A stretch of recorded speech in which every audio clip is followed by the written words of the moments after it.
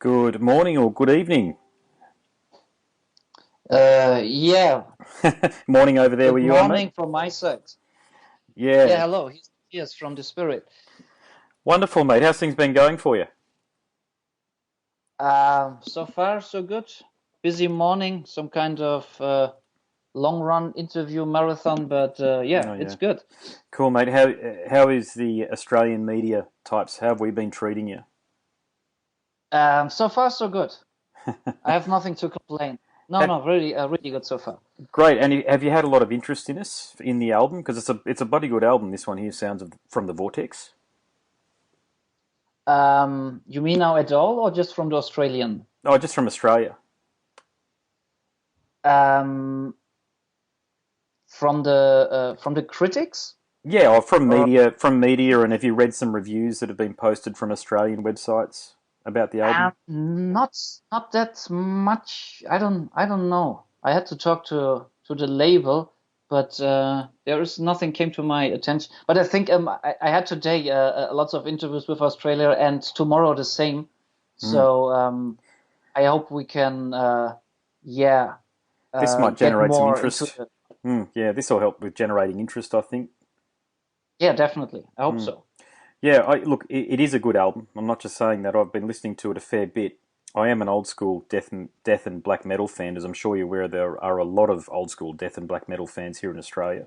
So when I was listening to it, apart from having your own identifiably unique strain, I could hear influences from Mayhem, Dissection, Edge of Sanity, and Immortal, to name a few. But how would you describe the sounds on Sounds from the Vortex? Um, I always say our music or the spirit, the sound, it's energy and emotion transformed into dark music. Mm, yeah, I can definitely That's see how that. Yeah. that's how I would describe our sound. But for sure, there are many influences.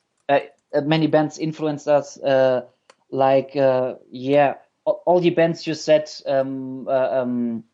I I grew up with those groups when I started to listen to metal or when I started to listen to extreme metal. So yeah, there's a lot of Scandinavian black and death metal in our music, definitely for sure. Yeah, okay. So you handle vocals and the guitars as well, is that right? Yeah, that's right. Okay, so do you write most of the songs then, or is it more of a collaborative effort? No, I write all of the music for the band. Uh-huh. Yeah, I thought that might have been the case because I can hear, I'm so used to listening to music at this point, 25 years of really actively listening and picking up when there's been a single songwriter across an album because there are a lot of unique characteristics shared between the songs. And one of them is that you have a very good vocal cadence. I must say, it's hard to do what you're doing. So I understand the breathing techniques you've got to deploy are quite specific because I'm a musician as well, so I Okay. understand these things. But your guitar playing is Oh, thank you. excellent. Your guitar playing is outstanding as well. So do you find it's a bit like going to the Olympics when you're going to a gig and you're having to sing and play at the same time? Um, I'll be honest with you, it's very challenging, Yeah. especially at the moment. We just had 1 week ago, one and a half weeks ago, our last show. It was our sixth gig ever, and it's quite challenging to handle the guitars and the vocals. And yeah, it's nice to hear that you mentioned the vocals and that you like it Mm. because I didn't want to sing. I don't like it. I'm a guitar player. I just want to put my focus on the guitar. But I didn't want to have any more people in the band. You know, I wanted to keep the group as small as Yeah. possible, with Yeah, I can with understand that. not so many people. And that's why I just said, "Hey, come on, let's give it a shot. Let's do the vocals by your own." And it was quite good, and I said, okay, let's continue like that. So actually, you're the first one who mentioned the vocals in this way. So Okay. I really like that. No, that's It's good cool. to hear. Yeah, well, look, I guess it proves that I've listened to the album, which I think is important because you might do a lot of interviews where you're not sure if someone's actually listened to the music that you spent so many hours and blood, sweat, and Definitely, tears definitely, crafting. definitely. Yeah, Unfortunately, that's right. Yeah, yeah, I know it's interesting, isn't it? Sometimes I don't know why people do these interviews when I'm a podcaster, so I'm going to release this as a podcast, okay, if that's cool with you. And I've also got a radio show, and I do listen to other podcasts all over the world, and I can tell when somebody hasn't paid attention to the music of the artist that they're interviewing because the questions are very general and they're not about the music that the artist is producing. And I try to avoid that because otherwise I might as well just interview my mates, my best friends. You know what I'm saying? yeah. You need to listen to music like this. I can tell that there's been a lot of bloody effort that's gone into this album, and I really hope it does something special for you guys. So, have you got a lot of interest in say touring and getting onto festivals? And do you think you'll eventually get onto Varken or Bloodstock or some of those festivals? Um, we just played now two bigger shows, Summer Breeze and Partisan Nice. in Germany. Yep. It was number 5 and 6, show number 5 and 6 for us ever. So Really? it Okay. was, yeah, yeah. It was, yeah, it was quite a big step to play number 5 and 6 on such big festivals. And the cool thing is, both festivals they booked us before we had to deal with Nuclear Blast. Oh So wow. both festivals, I mean, they give the underground bands a stage and try to support them. That's what we really appreciated. Mm. And yeah, for sure. Now with the record deal we have, and the attention we get, we can reach much more people. We will play more and more shows. We have now in autumn an upcoming tour, a big tour across Europe with Hypocrisy and Cataclysm. Nice. Mm. Yeah, we will tour over a month. It will be a big thing for us, and we will reach definitely many people which never heard of us before on this tour.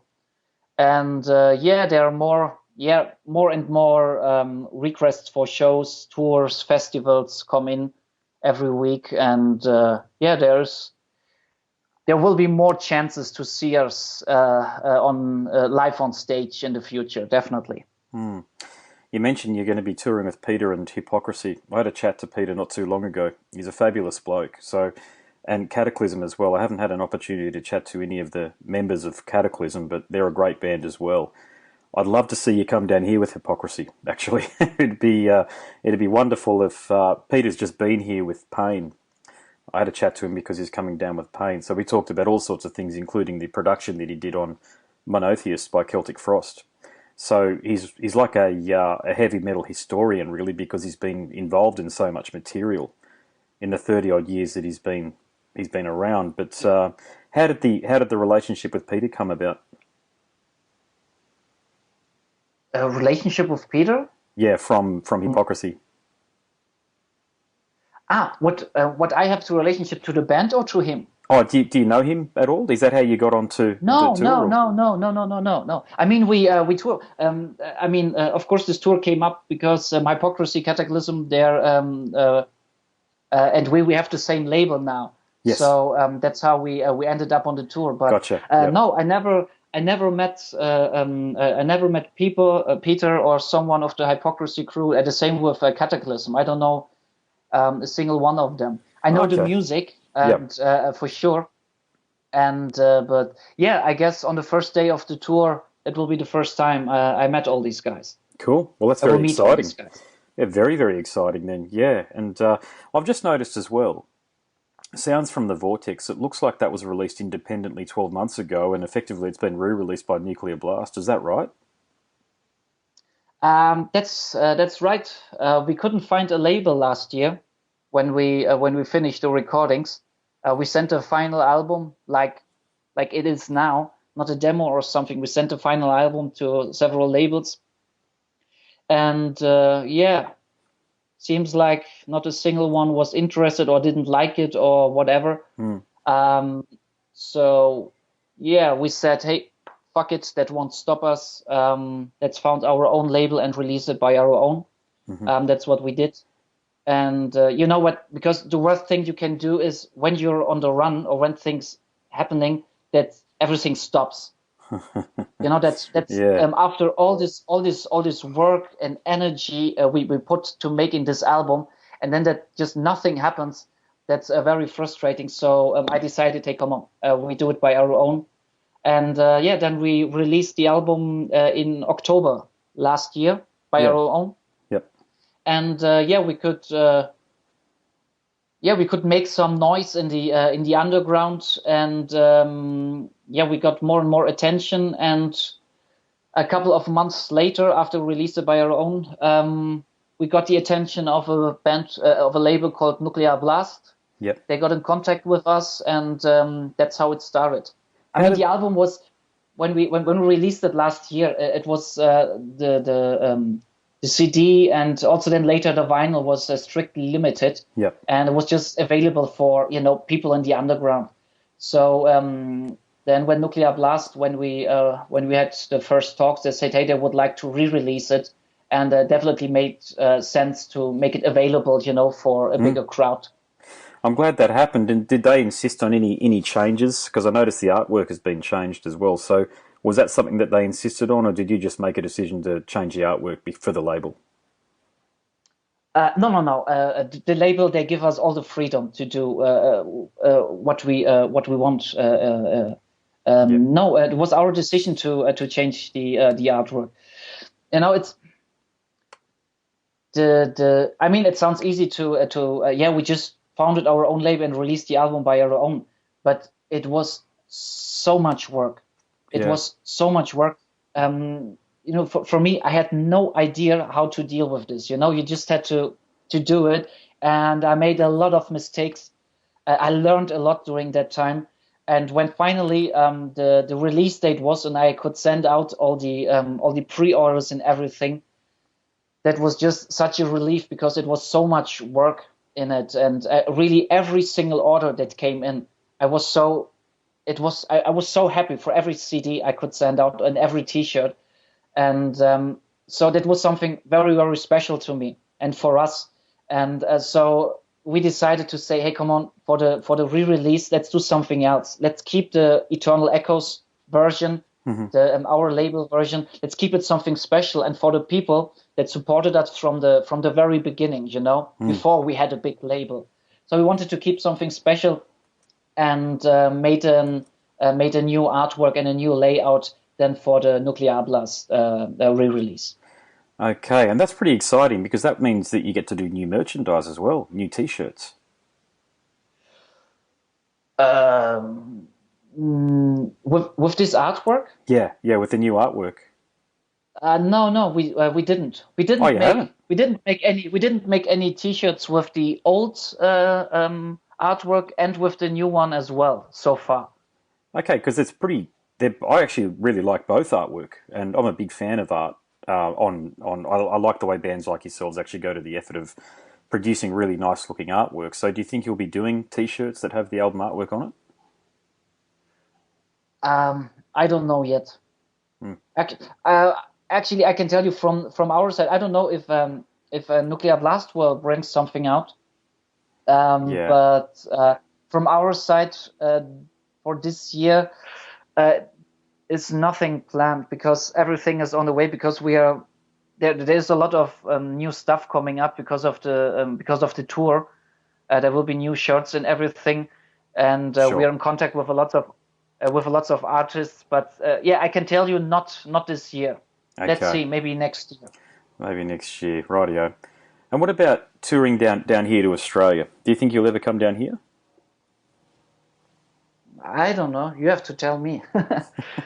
If we would get the offer, for sure we would like to come. We would like to come to every country where people want to have us here and where we would have a crowd.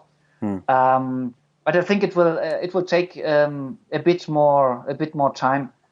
Yeah. I mean, we have now a very big partner with Nuclear Blast. We have a great label that is doing a very good job. What will help us to push the band more and reach more people? But I think it will take more time to become so well known Yeah, and yeah.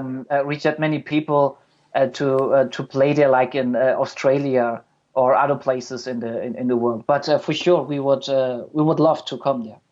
Yeah, it's a tough one, isn't it? It's a case of, do you go to a territory to break into the territory by playing there, or do you wait until sales pick up and there's enough media interest or interest from fans on Facebook before you make the trip? It's something that I talk a little bit about to artists that are in your position, where I wouldn't say you're starting out, you're clearly a very experienced musician, but when you've got a band and you got to sort of be careful about where you're spending money, really careful. It's like running a business, isn't it, when you're in a band? Yeah, definitely, and that's one of the good things that I'm not 18 anymore. I would have Mm. made a lot of decisions differently when I was younger. So I could handle a lot of things different. The whole Mm. business thing with I mean we put a lot of money in the first place in the recording itself. We didn't do any home recording stuff or something. We went to a proper studio. We invest a lot of money by Great. ourselves, and then Yeah. later into the to the release we released the album by ourselves. I mean, it's a lot of money we had to put in it, and for sure now when you start, you have to be very carefully how you invest your money Yeah. in what. And for example, for sure, let's go to Australia, let's go to the United States, but touring there as an unknown band, you have to pay. You have to pay to go there, and that's definitely not the way we will handle the things. Yeah, you sound like you've got a sensible head on your shoulders there. It's easy to get carried away, I think, and especially when you've got a wonderful release like you've got and you've put a lot of effort into it, you feel as though you need sometimes to double down and invest a lot more money into things, but oftentimes it can be the worst thing to do. I have a feeling that if you can stick it out for another 2 or 3 albums, you guys are going to become a pretty big deal. You know that? I think it's going to take a while to catch on, but I think if you keep doing what you're doing, playing the festivals, doing some of the tours that I think will be made available to you, maybe getting over to the States too, because let's face it, that's still the final frontier for a lot of bands. I really feel like you could be a career musician playing death metal. Yeah, but that's a bit too far in the future. I mean, you should always have this somewhere in Mm. your mind, but for us, it's now important to promote the re-release as good as we can with the tour. With there are more shows to come, Mm. and to put our effort and put all the time and all the energy we have besides that into the songwriting for a second album. Yeah, that's what I And mean. then Yeah, yeah, for just sure, and then what happens? And there for sure, then we get more offers and things will happen. But I try not to focus that much on that. I just try to focus on the music mm. and try to go mm, try to Yeah, go back and to do it in the same way I did it. I did for the debut album. yeah, Just to do my thing, write the songs, write the music how I want it, and not to think too much about big touring and now you reach more people, how you can reach more people, will they like it or something like mm. that. Just it won't be the same like 2 years ago, but I try to do it in the same way and just put the effort and put all my focus just on the music and how it would be nice for me and for the band.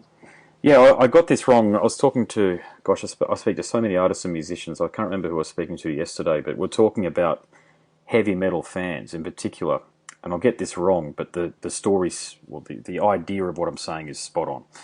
In that Spotify or Apple Music, it was one of the two, they have worked out that heavy metal fans are the most engaged listeners. So you might have urban music, you've got classical music, you've got all sorts of other music out there, but heavy metal fans are the ones that support their music the most, if you like. So with the sort of music that you're producing, it's only going to find more ears, I believe. And you're spot on about focusing on the music. All the other bullshit, social media and all that sort of rubbish, it's not important really in the long run. It's important to have a presence, absolutely, but it's most important that you have a solid lineup in the band. And it's really heartening to hear that you've got a good head on your shoulders because of the strength of the sounds on Sounds from the Vortex, because you can dictate exactly the direction that you take musically, and I think that's really going to be the thing that sets the direction for the band, or the tone for the direction of the band moving forward. You're not going to be at the beck and call of the media. You're not going to be at the beck and call of the fans. It's going to be totally up to you personally which direction you take because of your dedication to the music. Yeah, definitely. And if nobody else cares anymore about it, then that's how it is. Yeah, I know. That's how it is. Yeah, I mean, that's a good attitude. Yeah, we made this the debut album. I mean, back then nobody knew that the band even exists, and there was no label and nothing, no pressure from outside. It was just us making an album, and we just wanted to make for us as music lovers, you know, the best record, or we wanted to make for us the record label we would like to hear from another band, you know. yeah, Just killer music, killer riffs, no weak songs, just one killer riff after the other, one song better than the other, or all of these songs are better than the others, and just make an album for ourselves. And for sure, it's great now that other people love us as well, and they're digging the emotion and the hard work we put in this album, and we will definitely continue like that.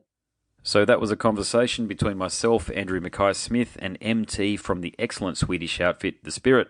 This is all hosted on the Scars and Guitars podcast series, which also syndicates for the A-List online. Thank you so much for listening.